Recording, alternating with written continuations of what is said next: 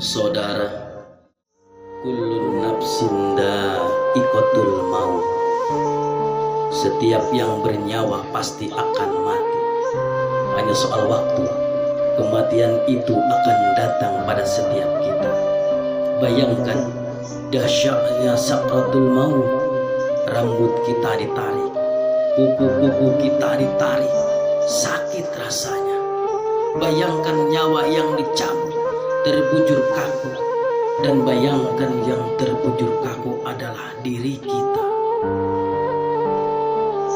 Rasul menjelaskan ketika itu kita masih bisa melihat.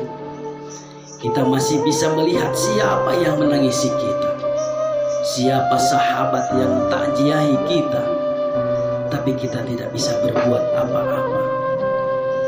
Kita tidak bisa bicara, tidak bisa bergerak. Lalu kita dimandikan. Bayangkan itulah diri kita yang sedang dimandikan. Air mengguyur di tubuh kita yang selama ini kita bisa mandi sendiri, tapi sekarang harus dimandikan. Dan kita menyaksikan siapa yang memandikan jasad kita. Bersyukur kalau yang memandikan itu adalah anak-anak kita. Sementara kita belum mengajarkan anak-anak kita untuk hal itu. Kemudian kita dikafani, kemudian kita disolati, kemudian kita digotong, dibawa ke kuburan. Rasul menjelaskan kalau yang dibawa itu adalah mayit yang soleh, maka mayit yang soleh itu akan berkata. Tapi ketika itu tidak ada seorang pun yang bisa mendengarnya kecuali malaikat dan hewan-hewan. Manusia dan jin tidak bisa mendengarkan perkataan mayit. Rasul memberitahu kepada kita, mayit yang soleh itu akan berkata, As'ani ya baiti, ya Allah, percepatlah aku ya Allah, percepatlah aku ya Allah ke rumahku ya Allah. Dia sudah melihat surganya Allah. Dia sudah melihat surganya karena kesolehannya di dunia selama ini. Subhanallah.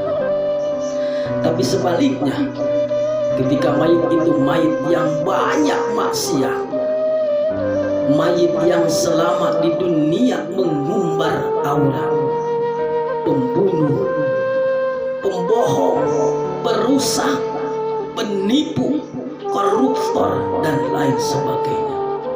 Allah Akbar. Mayit itu akan berkata, Haina tadhabu, mau dibawa kemana aku ini? Mau dibawa kemana? Berhenti, berhenti, jangan dilanjutkan. Tapi tidak ada yang mendengarnya. Ibunya tidak bisa mendengarnya, ayahnya tidak bisa menolongnya, teman-temannya tidak bisa berbuat apa-apa.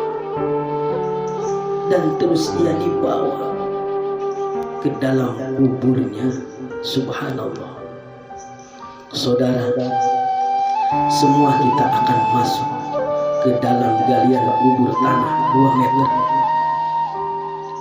Ketika itu kita masih bisa melihat untuk yang terakhir kali siapa yang mengubur kita, siapa yang menutupi kita dengan tanah.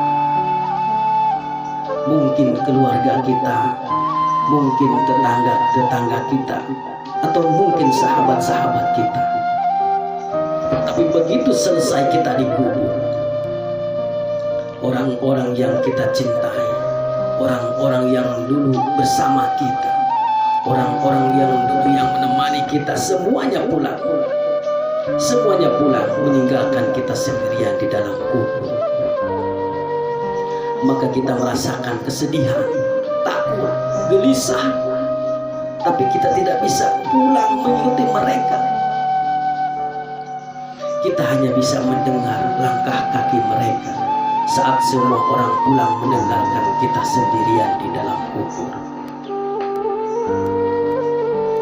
Di dalam kubur, darah, daging, tulang belulang semua hancur. Sempit rasanya, gelap. Rumah ular, rumah tanpa alas, rumah kesendirian. tempat kita akan ditanyai perbuatan kita selama hidup di dunia ini. Itulah kubur. Saat itu tidak ada yang bisa menolong kita. Tidak ada kekuasaan lagi. Tidak ada harta yang melimpah lagi. Tidak ada keluarga yang kita sayangi lagi. Tidak ada pegawai yang setia menemani lagi kita. Allahu Akbar. Tapi alhamdulillah, kita bersyukur kita masih hidup, saudara. Hari ini kita masih hidup, kita masih belum mati. Berarti Allah masih sayang kepada kita. Allah masih memberi kesempatan kepada kita untuk bertaubat. Allah masih beri kita waktu untuk beribadah sebanyak-banyaknya. Maka inilah saatnya, saudara. Inilah saatnya untuk kita bertaubat kepada Allah. Inilah saatnya untuk kita berjanji kepada Allah.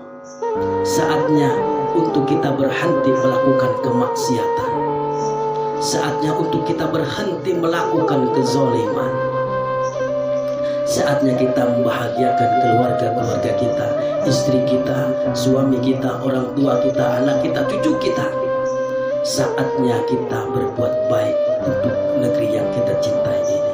Saatnya kita berdakwah.